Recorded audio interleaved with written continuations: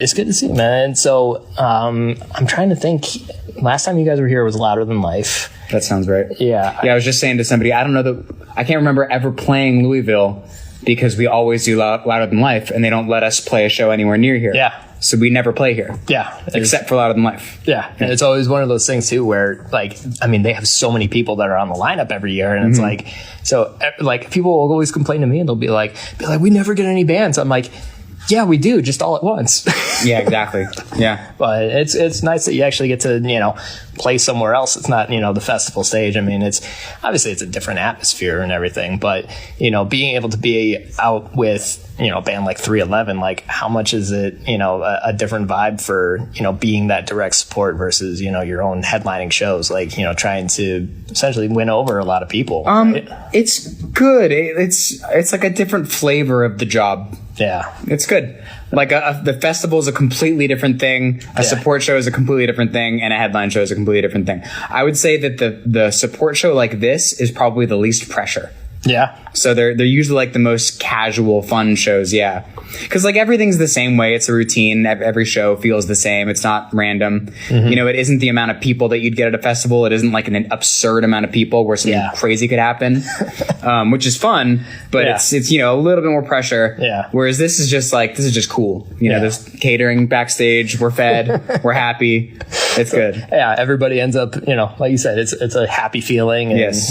Especially, 311 being very, very chill for the most part. It's like, yes. They've done it for so long too. So being part of that, it's just it's a cool vibe and all that. So, we've been playing the new song Paws on Alt 105.1 for a while now. And first off, like, I'm sorry to hear about your pop. And it was one of those things where, like, the song was first played for me, and they're like, oh, like the song is called Paws. And like I had no text or anything. It was just playing it, and I was like, oh, pause, like, pause the remote. And then they're like, no, like pause. And I was like, oh god. And like absolutely just it hit me hard. And I feel like, it is something that so many people can relate to. So, how has that response been, since putting the song out and being able to, share that emotion, share that story? It's been good. I've learned that a lot of people enjoy that terrible feeling when it comes to art. Like people like to consume that, and it's not all about escapism. Sometimes it's about confrontation. And our band, I think, is kind of that. We like to confront things. We don't like to help people escape. Because that's the way I am. I guess I wrote this song before my dog died. Yeah. I knew that it was coming, and I confronted it with the. Creatively the way that I know how, which is to write the song. Yeah. I'm amazed that it's a radio song. Yeah. It's pretty awesome and bizarre, but I'm kind of amazed that it's like done as well as it has, and it continues to do well on the radio. Yeah, it's just starting out. Yeah. And I feel like that was the thing. I remember having conversations with a few people where it's like this is either going to resonate so hard, or you're just going to immediately have that effect of I need to hold on. Like I need to stop for a second, like before I keep listening, kind of deal. So, but like you said, that's always kind of been the style of the band, and your songwriting style is, like you said, a little confrontational of like very approaching all of those things. So, do you feel that, because listening to, everything as of late, it feels definitely more evolved.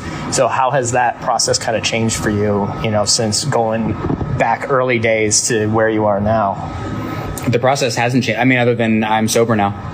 It used to be a lot easier when I took a bunch of drugs and got super drunk, and now it's a lot harder, and I have to squeeze the creativity out. Yeah. So I constantly have this grip on it where I'm trying to squeeze whatever it is, but no, the style to me is like, I think once I discovered the type of writer that I was, and then I was rewarded for that by having some songs that people liked and were successful, I kept on doing that. It was like a double whammy. I felt like I was finally doing something that made me special, that was always me. And then I also had the recognition from a brand new fan base and people in the industry who were like, oh yes, this is special. Yeah. And so all of it kind of happened where I realized like, okay, this is who I am. This is what I do. And I love doing this. Yeah. I felt uncomfortable actually early days in my career when I was still sort of exploring who I was as an artist and writing different songs, and the idea of being a rock star was there was this type of confidence that I thought went along with that. And so I tried to carry that thing, like I'm this cool, confident rock star guy. Yeah. And I ended up having a lot of panic attacks, and I didn't feel comfortable in my skin. And then I wrote Ghost after having all these panic attacks and feeling all this. And I really became myself because I said the thing that I really wanted to say. Yeah. You know, I wasn't like masking. I wasn't trying to be some version of a rock star. I became myself. Yeah. And then ever since then, it's been a lot easier for me to write that type of way. Yeah, and it feels like everything becomes more relatable at that point instead of, you know, like you said, like you're finding yourself as opposed to trying to be a persona like this, which is, you know, an almost unachievable thing for a lot of people. Sure. It becomes, yes, exactly right. It becomes a lot more achievable when you do it. Sounds so like cliche, but when you find yourself, your audience will find you. Yeah.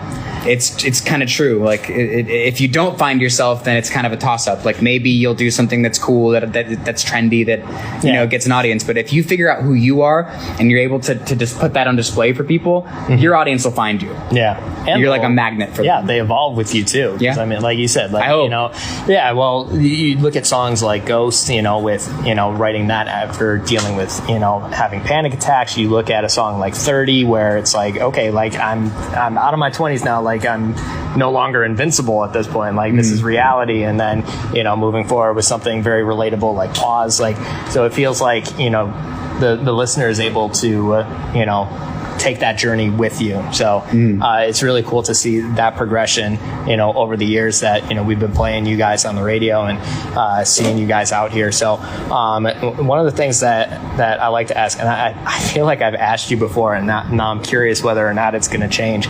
But, for a show like this, obviously it's a shorter set than a headlining set would typically be. Is there something that you wish you could put into the set list that you just, for some reason, it just doesn't make the cut? Maybe it's it's too obscure, or it's too like you're gonna lose the crowd kind of mentality, but you wish that you really could just throw it on there and let people experience it. No, nothing.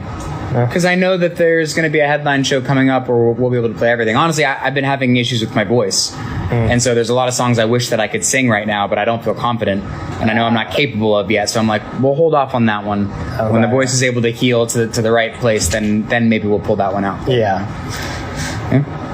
I mean, got to take care of the voice. Like that's it's brutal. Step number one. It's bad around here. Especially right here. This is like the allergy capital of the world. Oh, it's right way beyond allergy. I'm talking doctors and problems. But we're we just cross our fingers when we get on stage. That's it. We cross our fingers. We go, I don't know what today's going to be, but we'll see.